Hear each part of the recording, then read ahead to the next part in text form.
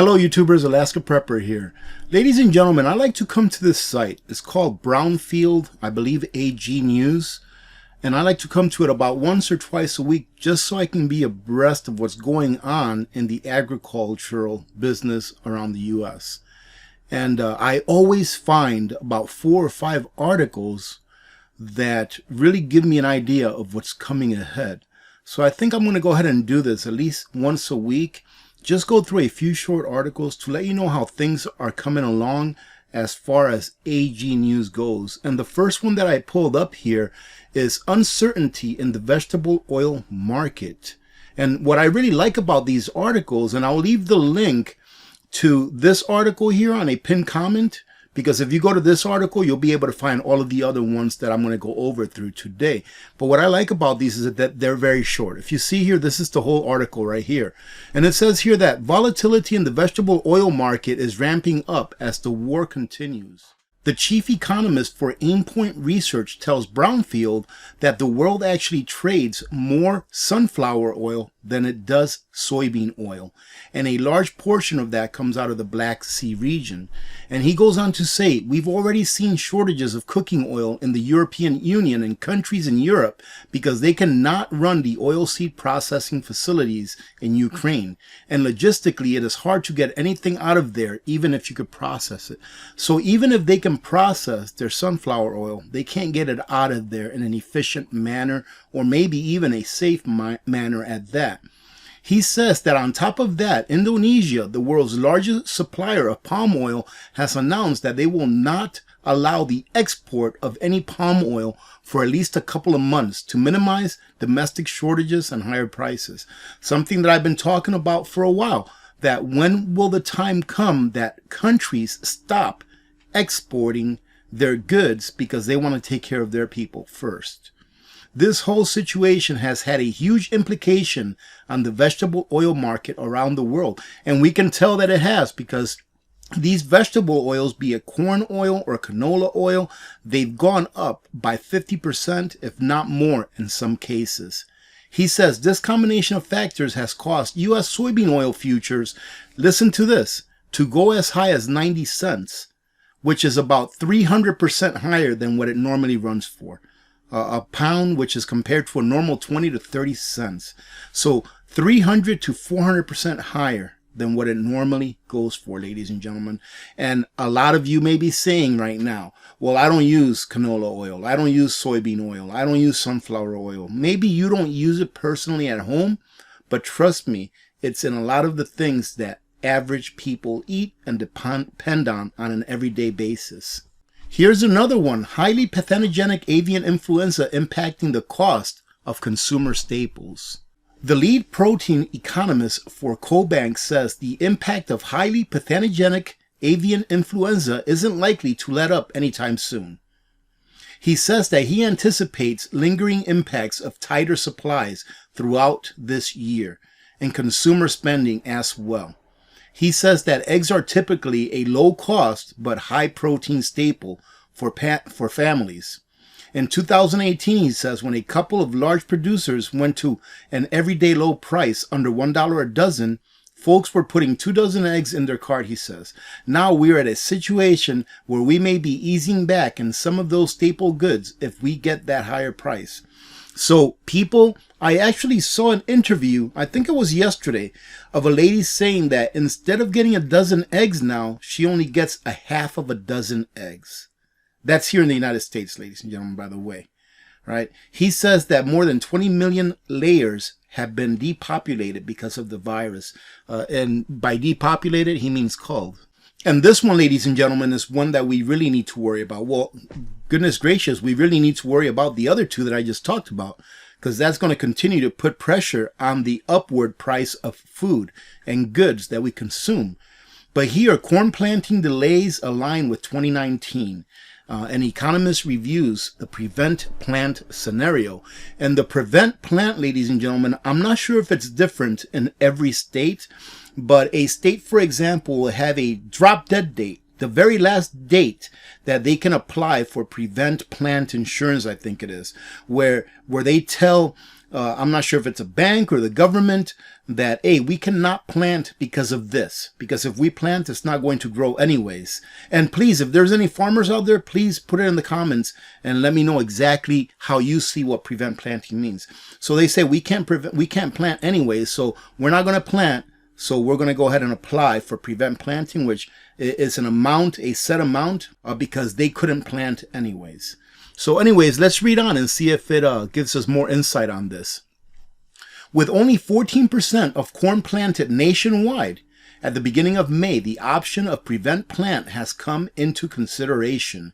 AG economist with the University of Illinois tells Brownfield in some states, corn planting progress is behind 2019, a year when many acres never got planted. He says, we had 7% of corn acres planted in Illinois on May 1st of this year, and on May 5th, 2019, it was 10%. The big one, though, is Iowa, which has only planted, listen to this, ladies and gentlemen, 9% so far, where in 2019, they had already planted 36%. More supply chain disruptions to come from Chinese lockdowns, ladies and gentlemen. And here, an AG trade expert said that supply chain disruptions from the, health crisis are far from being over. He said that we are going to have a conversation here very soon about nothing coming from China. I've been saying this.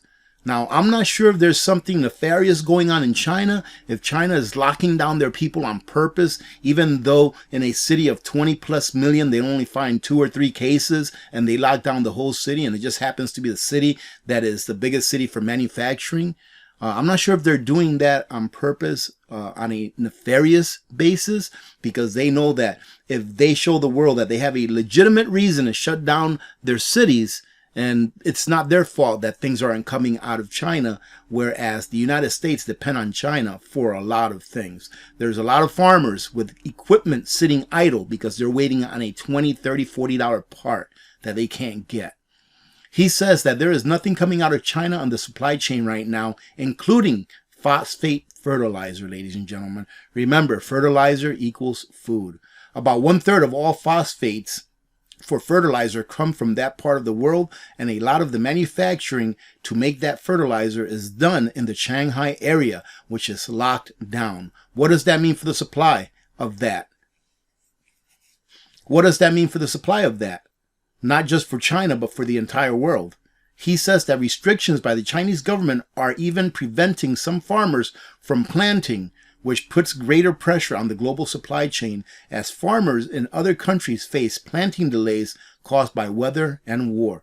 And he finishes off by saying, if you are comfortable right now, I'm not sure that you are breathing. Meaning that if you are alive, you should be worried about the situation. There are a lot of different things that make people nervous in this kind of environment, and I would say for good reasons. This is something that I've talked about in the past, that we have an economy that runs on debt. All right, ladies and gentlemen, we have an economy that runs on debt, all the way from the seed, all the way up to when the food is put on the shelf. Interest rate announcement to largely sway AG incomes. In other words, farmers are probably going to be very tight this year, because as interest rates go up and they need that debt, they need those loans in order to operate, guess what? It's just more money from their bottom line. AG economist says that the Federal Reserve's announcement on Wednesday afternoon on the future of interest rates will likely have a strong impact on commodity markets one way or the other. Even if that is held constant, I think that you're going to have some traders that still feel like that's too short of a move to help some of the broader inflation, Brown said. But he tells Brownfield too much of that move would heavily impact farm incomes. It would reduce the national farm income by about 10%. We're talking about an interest rate of about 1% right now. I think we're at 0.75 or 1% right now after that interest rate hike. And look at that. It will affect their income by about 10% if short-term interest rates went back up to normal to 2% interest rates. So if we go all the way up to 2%, it's going to affect their income by about 10%. That's ridiculous. Farmers dealing with record high diesel prices, and it's not going to go away anytime soon, ladies and gentlemen. And I'll just read this part of it, ladies and gentlemen, when it comes to fuel prices, diesel prices. Here, this economist says that his concern is that prices are spiking this early. And it likely means that prices are not going to go back down, but that they're either going to stay the same or continue to go higher. I say that, I don't know, through the summertime especially, they're going to go higher, ladies and gentlemen. They normally do anyways. And now that there are basically no restrictions, people are going to want to get out. Think about it. This summer is pretty much the first summer for the last couple of summers where in most states, not every state, people have been locked up, unfortunately. They're going to want to get out this summer and do stuff. And the price of gas is going to continue to go up. That there is my opinion, however. And let's finish it off with 14% of U.S. corn and 8% of soybeans planted. So we already covered the 14% that was planted in a article here that was a little earlier. But this is very short. The USDA says 14% of corn is planted as of Sunday compared to the 5-year average of 33%. So less than half of the corn compared to the 5-year average has been planted, with 3% of the crop emerged compared to 6% on average. 8% of soybeans have been planted compared to 13% normally in early May. 27% of winter wheat is rated good to excellent.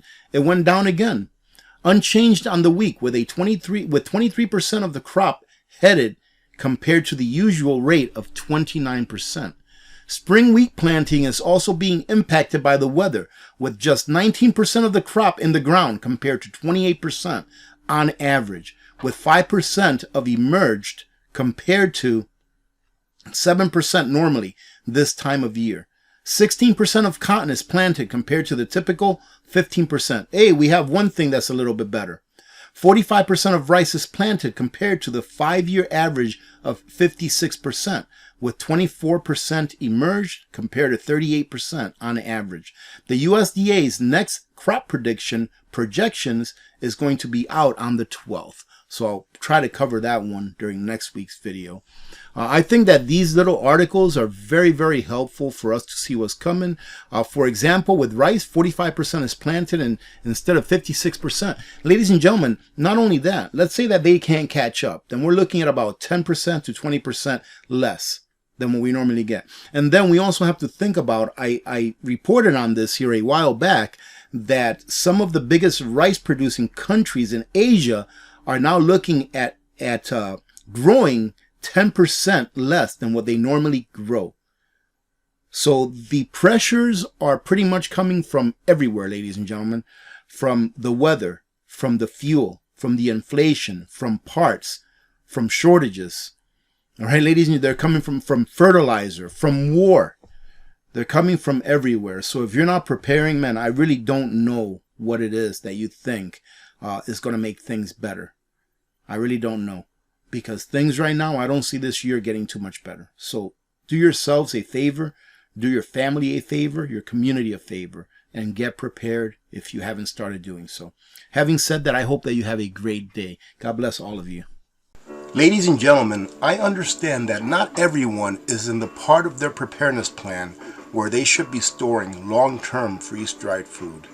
But if you are, take a look at Nutrient Survival.